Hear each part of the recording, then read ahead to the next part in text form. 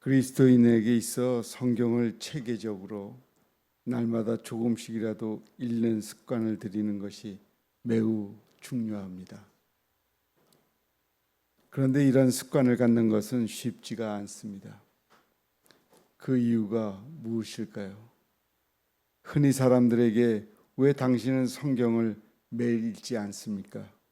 라고 물으면 많은 사람들이 너무 바빠서요.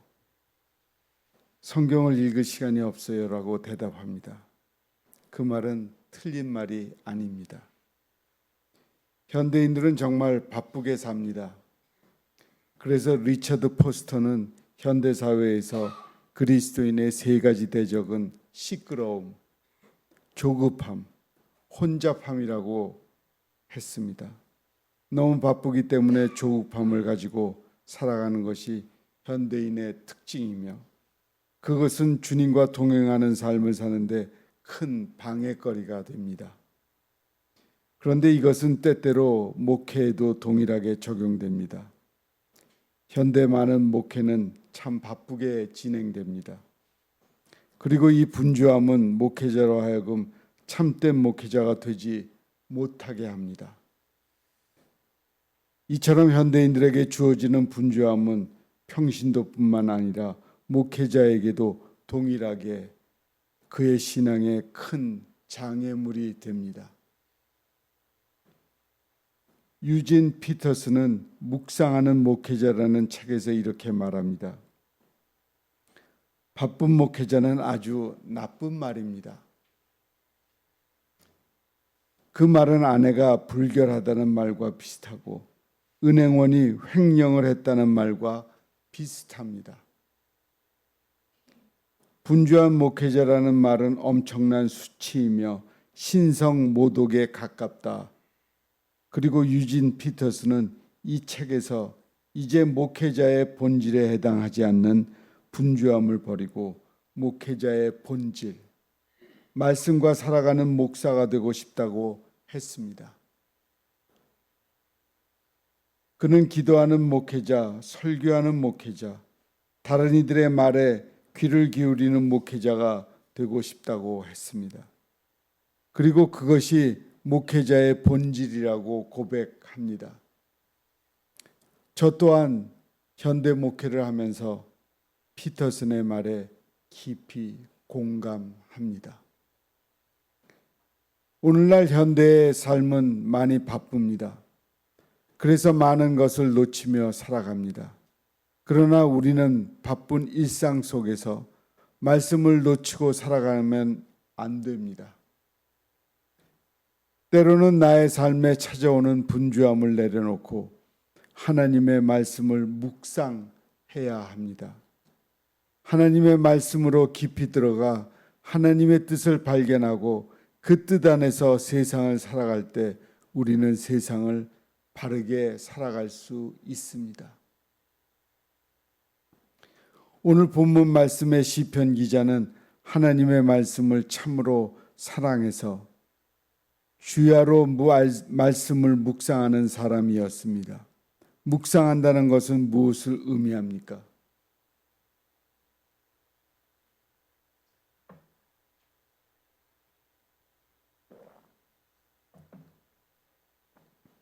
묵상은 하나님의 말씀을 깊이 음미하고 반추하는 것입니다. 이러한 묵상은 하나님의 음성을 듣고 그의 말씀에 순종할 수 있는 능력을 부여해 줍니다. 참된 묵상은 내게 말씀하신 그분 앞에 우리의 무릎을 꿇게 만듭니다. 그러므로 하나님의 말씀에 대한 참된 묵상은 깨달음을 넘어서서 순종하는 데 이어집니다. 하나님의 말씀을 깊이 읽어 그 안에서 깨달음을 얻고 그 깨달음을 삶에 실천하는 것이 참된 묵상이요 성경 읽기입니다. 그저 성경만 읽고 지나가면 그 성경이 남질 않습니다. 성경을 읽었으면 그 성경의 깊이를 알려고 노력을 해야지요. 잘 모를 때는 덮어두고 그 다음 그 반복해서 그 성경을 볼 때 조금 아는 게 많아져야 됩니다. 그 다음 또 그 성경을 볼 땐 더 많아져야 되고 조금씩 그 깊이가 깊어져야 하나님의 말씀을 제대로 배울 수 있습니다. 그냥 성경은 아예 어려우니까 나하고 너무나 무관해. 이거는 잘못된 겁니다. 그것을 명심해서 성경을 조금씩 알아가는 것이 상당히 우리에겐 진리를 깨닫게 되는 것이 생명을 아껴가고 생명을 존중하며 생명을 아주 아름다운 보존을 하게 되는 결실을 맺게 됩니다. 어떤 사람이 랍비를 찾아왔습니다. 그는 랍비에게 제가 탈무드를 3번이나 읽었습니다. 사람들은 그 말을 듣고 모두 놀랐습니다. 그 방대한 율법책을 3번이나 읽다니. 그런데 랍비는 그 사람을 빤히 쳐다보더니 이렇게 말했습니다. 3번을 읽었다고? 예. 그러자 랍비는 그 사람에게 이렇게 물었습니다. 그러면 탈무드가 당신을 몇 번이나 읽었는가? 예? 이 이야기는 우리에게 성경을 몇 번 읽었는가 보다 말씀이 나를 얼마나 사로잡았는가가 중요하다는 것을 깨닫게 합니다. 하나님의 말씀을 읽으면서 나 자신을 얼마나 그 말씀에 맡겨가는가가 중요하다는 말씀입니다. 오늘 본문에서 시편의 기자가 말한 주의 말씀을 사랑한다는 것과 말씀이 내게 꿀보다 더 달다는 의미가 바로 이것입니다. 말씀이 꿀보다 더 달다. 그건 내 가슴에 이 말씀이 나한테 정말 맞는 말이네. 이 진리를 정말 내 삶에 적용을 해야 되겠다. 이런 깨달음이 올 때 우리에게는 하나님의 응답이 있는 겁니다. 응답이 있다 그래서 하나님이 갑자기 나타나가지고 뭘 얘기를 해가지고 성경에 없는 거로 뭐 얘기를 해주고 간혹 가다가 그런 분도 있어요. 그런 체험을 하는 분이 있지만 그것은 너무 어려운 이야기고 하나님의 말씀이 우리에게 다가올 때 우리에게 진실로 깨달음이 찾아옵니다. 그것이 그리스도인들에게 참된 주님이 주는 복된 생활입니다. 시편 기자는 자신의 하나님의 말씀을 그대로 지켰으며 어떠한 상황에서도 그 말씀으로부터 떠나지 않았다고 고백합니다. 그는 고난 중에도 말씀 안에 소망을 두고 있으며 말씀에 순종하고 있습니다. 그리고 고백합니다. 주는 나의 은신처요 방패시라. 내가 주의 말씀을 바라나이다. 어떤 순간에도 그의 삶은 말씀에 붙들려 있었습니다. 그에게 하나님의 말씀은 그의 발에 등이요 그의 길에 빛이었습니다. 우리가 살아갈 때 우리의 삶에 나아가는 방향이 항상 하나님의 진리의 말씀을 우리의 삶에 적용을 해서 그 길을 걸어갈 때 우리는 진실되게 하나님의 사람들로 성공자가 될 수 있습니다.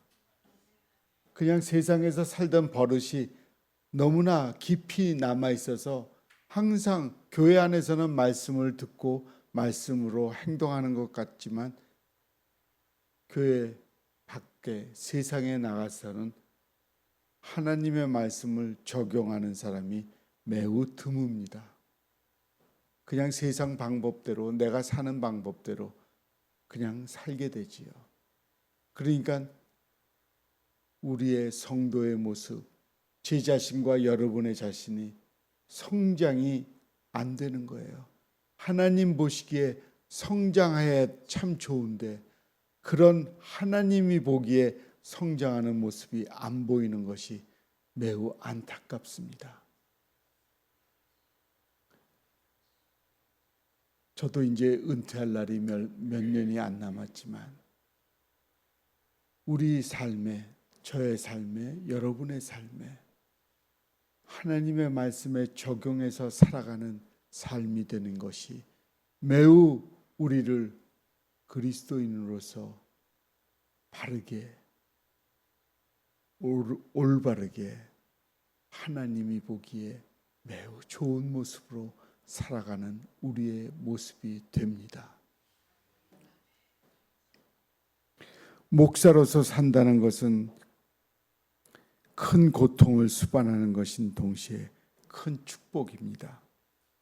왜냐하면 목사는 말씀과 함께 살아가야 할 존재이기 때문에 목사로서 하나님의 말씀을 연구하고 하나님의 말씀이 이런 뜻입니다.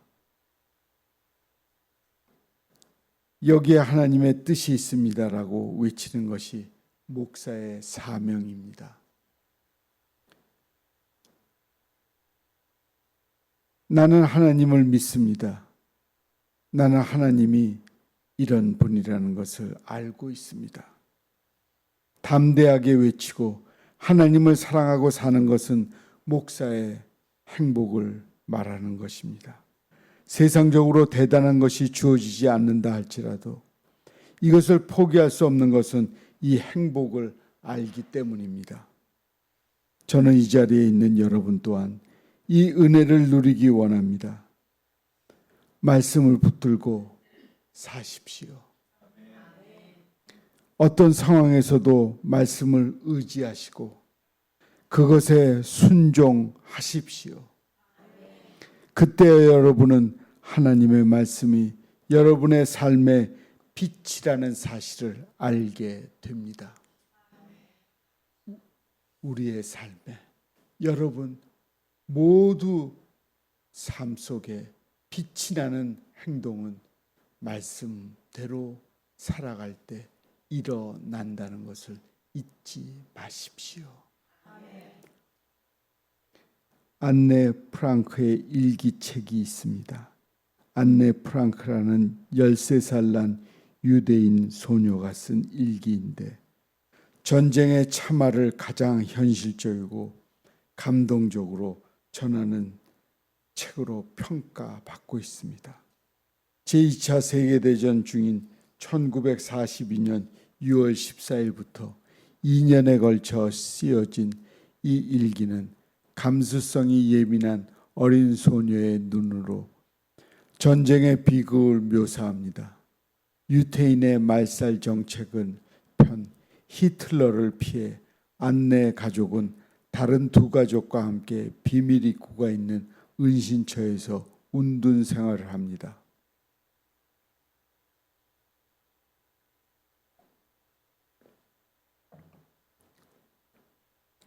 누가 우리에게 이런 고통을 안겨준 것일까요? 라고 자문하는 안네는 만일 하나님의 은총으로 이 세상에 살아남는 일이 허락된다면 나는 꼭 이 세상을 위해 인류를 위해 일하겠다고 꿈을 밝힙니다. 작가가 되어 주변의 모든 사람에게 도움이 되고 기쁨을 주는 존재가 되고 싶은 안네의 소망은 단지 일상의 작은 행복을 누리는 것이었습니다. 안네는 마음대로 자전거를 타고 자유롭게 춤을 추고 휘파람을 불고 세상을 바라보며 젊음을 느끼며 자유를 누리는 삶을 꿈꾸었습니다. 안네는 이렇게 말합니다. 가끔씩 나는 생각합니다. 어쩌면 이곳으로 숨어 들어오지 말고 차라리 죽어버리는 게 더 낫지 않을까 하고 말입니다. 그러면 이 비참한 고통을 겪지 않고 우리를 보호해 주는 사람을 위험에 처하게 하는 일도 없겠지요. 하지만 곧 이런 생각을 거두게 됩니다. 우리는 여전히 삶을 사랑하기 때문입니다. 우리는 아직도 자연의 목소리를 잊지 않고 여전히 모든 일에 희망을 버리지 않고 있습니다. 안내 일기는 1944년 8월 1일로 끝이 납니다. 안내 일기를 통해 우리는 전쟁의 고통 속에도 희망을 잃지 않고 자신의 삶을 사랑하는 소녀를 보게 됩니다. 이런 모습은 그리스도인의 삶에 나타나야 합니다. 그리스도인은 고난 속에서도 어떠한 상황 속에서도 내 마음에 소망을 품고 나의 삶을 감사하게 살아가야 합니다. 나를 살게 하고 나에게 길을 보여주며 나의 능력이 되는 말씀을 주야로 묵상하며 그 말씀으로 내 안에 소망을 두고 살아가는 존재가 그리스도인입니다. 이 안내의 일기를 보면 나이가 몇 살이에요? 14살입니다. 우리가 14살을 넘는 나이에 살고 있습니다. 그러면 우리도 안내처럼 해봐야 하지 않나요? 우리가 쉽게 얘기하면 세상에 사람들이 흔히 얘기하는 세상에서 창피합니다. 하나님을 진실한 마음을 갖고 믿기를 바라겠습니다. 그리스도인들의 고난 가운데 말씀에 사로잡혀 살아가는 존재들이며 말씀으로 세상을 덮는 존재들입니다. 오늘 시편 기자의 삶에는 고난과 생명의 위협이 가득했습니다. 그는 사람들로부터 박해를 받고 무법한 곳에서 날마다 슬픔과 눈물로 견뎌야 했습니다.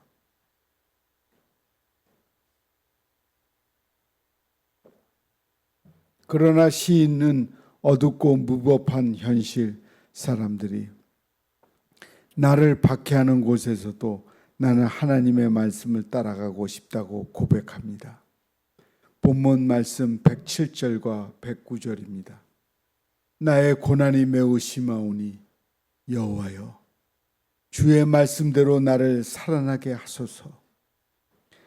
나의 생명이 항상 위기에 있사오나 나의 주의 법을 잊지 아니하나이다. 그는 삶의 어떠한 현실에서도 하나님의 말씀을 굳게 잡기를 원했습니다. 이 고백이 저와 사랑하는 여러분의 고백이 되기를 원합니다. 한국에서 사회사본과 그리스도교의 기원이라는 전시회가 열린 적이 있습니다. 그곳에서 사회사본을 비롯한 많은 유물들이 전시되어 있습니다. 저는 그 전시회를 보며 모든 것은 유한하지만 그 안에 새겨진 하나님의 말씀은 영원하다는 생각을 잊지 않게 됐습니다. 파파루스의 토기 조각에 동전의 유골함에 비석에 당시 사람들은 하나님의 말씀을 새겼습니다. 그들의 삶은 유한했으나 그들이 믿고 붙잡던 하나님의 말씀은 영원했습니다. 저는 이 세상을 떠나게 될 때 내가 어떤 믿음의 흔적이 남길까 생각해 볼 때가 있습니다. 저는 제가 일평생 사랑했던 성경책 한 권을 두고 싶습니다. 그 성경책을 바라보면서 모든 사람들이 영원한 생명, 영원한 하나님의 나라, 영원한 가치를 생각하는 것이 저의 가장 큰 소원입니다. 사랑하는 성도 여러분, 이사야 40장 8절은 이렇게 말합니다. 풀은 마르고 꽃은 시드나 우리 하나님의 말씀은 영원히 서리라 하라. 세상 모든 것이 변화해도 변하지 않는 하나님의 말씀을 하나님의 말씀을 붙잡기를 바랍니다. 그 말씀이 사랑하는 성도 여러분의 삶의 인도함을 이룰 것입니다.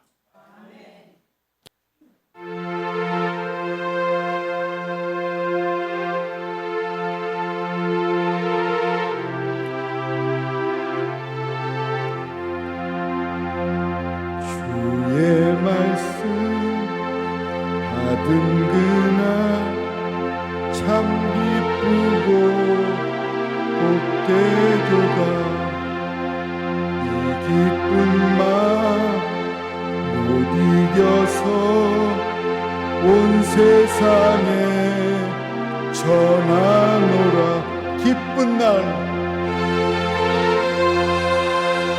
기쁜 날 주 나의 죄 다 씻은 날 늘 깨어서 기도하고 늘 기쁘게 살아가리.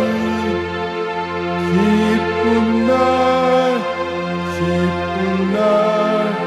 주 나의 죄 다 씻은 날 이 좋은 날 내 천한 몸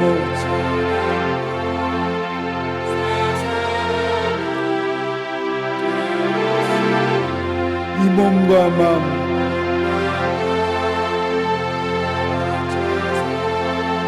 영광의 주 늘 섬기. 기쁜 날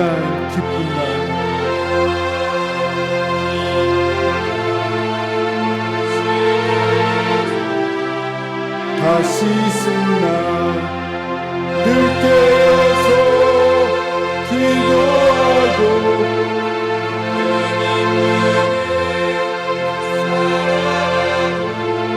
기쁜 날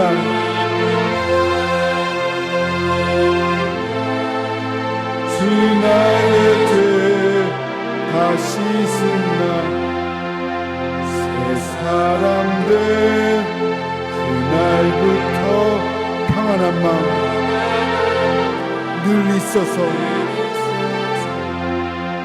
이 복된 말 전하느니 나의 본분 삼았도다. 기쁜 날 주 나의 죄 다 씻은 날 늘 깨어서 기도하고 늘 기쁘게 살아가리. 기쁜 날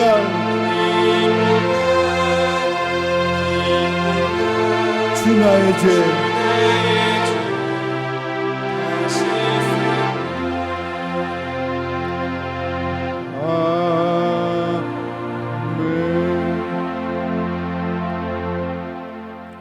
기도하겠습니다. 하나님, 우리는 하나님의 아들과 딸입니다. 하나님의 말씀으로 우리의 인생을 세워가야 되는데 말씀대로 세워가는 인생을 살지 못하고 있는 저희들을 불쌍히 여겨 주시옵소서. 우리의 삶에 말씀으로 세워가는 인생이 되지 못하는 것을 회개하오니 용서하여 주시옵소서. 주님, 우리가 회개하며 이제부터는 주님의 말씀으로 살아가는 인생을 걸어가겠습니다. 그 걸어감에 주님이 기뻐하는 인생이 되게 하옵소서. 예수님의 이름으로 기도합니다. 아멘. 샬롬 샬롬 샬롬 샬롬 샬롬 샬롬 내니 두려워 마